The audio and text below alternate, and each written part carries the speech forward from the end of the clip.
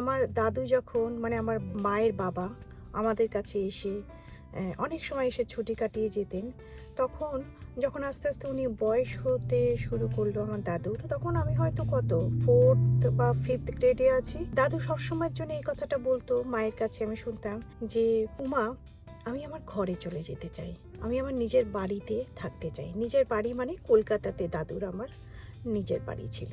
তো সেই কথাটা অর্থ বুঝতে পারতাম না। আমি ভাবতাম দাদু তো এখানে আছে, আমাদের সাথে কত ভালো করে আছে, মায়েরই তো বাবা, মা আমার মা বাবা কত যত্ন করে রেখেছে, দাদু আমাদের সাথে কত হ্যাপি আছে, তা সত্ত্বেও কেন কলকাতায় যেতে চায় বুঝতে পারতাম না। জীবনের সাথে সাথে আমাকেও আমার দেশ ছেড়ে অনেক দূরে এসে থাকতে হয়েছে, কখনো দুবাই, কখনো অন্যান্য দেশ, এখন যেরকম আমেরিকা। সারা পৃথিবী ঘুরে পৃথিবীর সমস্ত জায়গাতে থেকে অভ্যস্ত হয়ে ভেবেছিলাম এটাই হতো আমার জীবন। বাট আস্তে আস্তে যখন বয়স বাড়তে শুরু করেছে, এখন যেন মনে হয় সব কিছু ছেড়ে ছুড়ে যদি দেশে চলে যেতে পারি। এটা কি সবারই হয় জানি না, কিন্তু এটা যখনই আমার হয়, আমার মনে পড়ে আমার সেই দাদুর কথাটা, যে জীবনের মুহূর্তগুলো নিজের ঘরে কাটাতে চাই।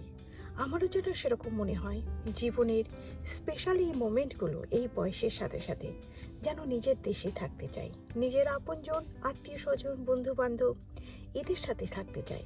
হ্যাঁ, হয়তো বা বন্ধু বান্ধবরা সবাই ছড়িয়ে ছিটিয়ে আছে, আত্মীয় স্বজনরা হয়তো তাদের নিজেদের কাজ নিয়ে ব্যস্ত আছে। সবচেয়ে বড় কথা হচ্ছে যেটা কিনা নিজের দেশ। নিজের দেশ কখনো পারফেক্ট নয়, আমাদের পৃথিবীতে কোনো দেশই পারফেক্ট নয়, বাট স্টিল ওই যে নিজের দেশ, ওটা ভাবতে হয়তো একটা ফিল গুড ফ্যাক্টর হচ্ছে। জানি না এটা সবার হয় কিনা, কিন্তু আমার কিন্তু হচ্ছে, জানো তো। মাঝে মধ্যে মনে হয় অনেক হয়ে গেল বিদেশে থাকা, আর না, এখন মনে হয় দেশে ফেরা উচিত। আদৌ হয়ে উঠবে কিনা জানি না, কিন্তু এটা হচ্ছে আমার কমপ্লিটলি নিজের মনের ইচ্ছে। এখন রিয়ালিটিতে কতটা কি হবে সে তো সময় বলে দেবে, কিন্তু মন তো আর সেটা মানে না। কাজে মনের মধ্যে যে প্রশ্নগুলো আসে সেটাকে তো তুমি বাধা দিতে পারবে না। সেরকমই কিছু প্রশ্ন এই বেশ কয়েক মাস হলো আমার মনের মধ্যে হচ্ছে। আজকে তো অলমোস্ট 30 বছর বিদেশে আছি। সবসময় ভালোই লাগতো, মাঝে মধ্যে ছুটিতে যেতাম, আত্মীয় স্বজনদের সাথে দেখা করতাম, মনে হতো যেন ছুটি কাটাতে গিয়েছি। কিন্তু ওই যে আস্তে আস্তে আপনজনরা সব যখন চলে যেতে শুরু করেছে, আমার মা বাবা, আমার বাপের বাড়ি অ্যাকচুয়ালি বেসিক্যালি সবাই মানে খুব তাড়াতাড়ি চলে গিয়েছে। আর লাস্ট হয়েছে 2 বছর আগে, যখন আমার দিদিও চলে গিয়েছে, তখনই হয়তো বা বলতে পারো আমার মধ্যে ওই ধরনের একটা রিয়ালাইজেশন এলো যে কি হারালাম, কি পেলাম। হ্যাঁ, কি পেলাম বলতে বলতে পারো বিদেশে থাকার এক্সপোজারটা, নিজেকে স্বাধীনভাবে বেঁচে থাকার একটা অভিজ্ঞতা, নিজে স্বাবলম্বী হওয়ার একটা অভিজ্ঞতা, নিজের সব কাজ নিজের মতন করে করার একটা অভিজ্ঞতা, আর নিজেদের আমাদের চিন্তা শক্তিটাকে বাড়ানো, নিজেদের মানসিকতাটাকে খুব লিবারেল মাইন্ডেড করা, এগুলো এক একটা দেশে গিয়েছি তবে শিখেছি।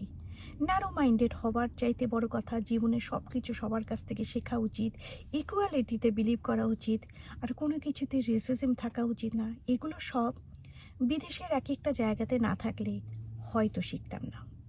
আর হারিয়েছি কি, সেটা হচ্ছে সময়।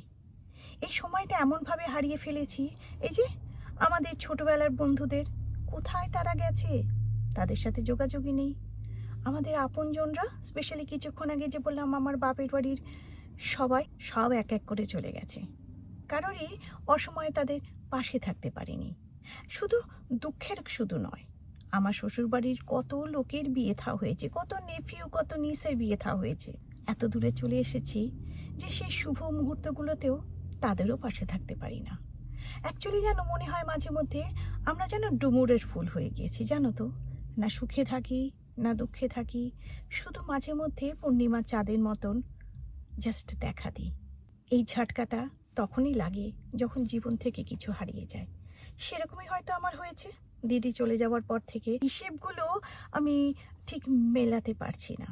বিদেশে থেকে 2 টাকা ইনকাম করে সেটেল হওয়া ভার্সাস আত্মীয় স্বজনদের থেকে দূরে থাকা, সময়টাকে ট্রেড করা, যারা চলে যায় এই পৃথিবী থেকে তাদের সাথে আর দেখা না করবার সেই যে একটা গিল্ট ফিলিংস, এই হিসেব নিকেশ করতে করতেই যেন আমার আজকাল দিন চলে যায়। হয়তো একটু ভাবুক হয়ে যাচ্ছি, সেই জন্য এই কথাগুলো তোমাদের সাথেও শেয়ার করলাম। আচ্ছা, তোমরা যারা বাইরে থাকো তোমাদেরও কি এরকম কিছু ফিলিংস হয়?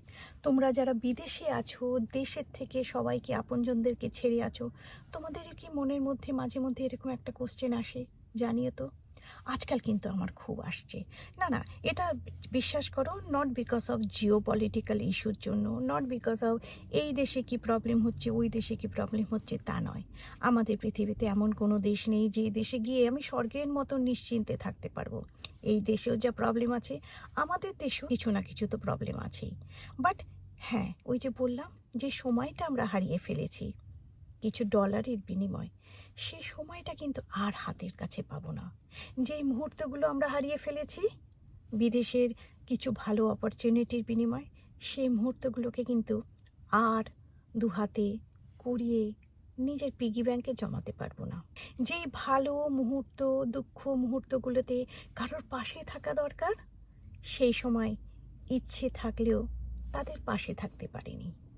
আলটিমেটলি যখন দেখি হিসেবের খাতাতে শুধু কিছু ডলার আর কিছু সেটেলমেন্ট ছাড়া কিছুই যেন পাইনি। হ্যাঁ, পরিবার আছে, আমার স্বামী আছে, আমার ছেলেমেয়েরা আছে, ওটা তো একটা বিশাল বড় মনের জোর। তা না হলে তো হয়তো এখানে থাকতেও পারতাম না।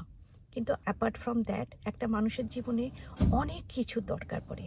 ফ্যামিলি, ঘর, আত্মীয় স্বজন, বন্ধু, আর কিছু হারিয়ে যাওয়া মুহূর্ত। আমাদের ওই যে হারিয়ে যে গেছে সেটাকে আর খুঁজে পাওয়া যাচ্ছে না। কারণ এই যে 2 বছর 4 বছর বাদে বাদে যখন দেশে যাই, কত বন্ধুর সাথে সম্পর্ক হারিয়ে গেছে, কত আত্মীয়র সাথে দেখা করার সুযোগ হারিয়ে গেছে, জীবন থেকে অনেক কিছু হারিয়ে গেছে। হঠাৎ করে আজকে জানি না কেন এরকম একটা প্রশ্ন মাথায় এলো। আছি ভালো, আছি সেটেল হয়েও আছি, বাট ইজ ইট এনাফ? মাঝে মাঝে নিজেকে সেটাই প্রশ্ন করি। এনিওয়ে, আজকে এখানেই রাখি বন্ধুরা। হয়তো একটু ভাবুক হলো আজকের ভিডিওটা, কিছু মনে করো না। মানুষের মন এক এক সময় ভাবুকভাবে হয়, এক এক সময় ডিফারেন্ট শেডেজ হয়, সেই জন্যই তো আমরা হিউম্যান বিং। খুব তাড়াতাড়ি আবার আর একটা ভিডিও নিয়ে আসবো। Till then, stay happy, stay healthy and stay positive. Love you all.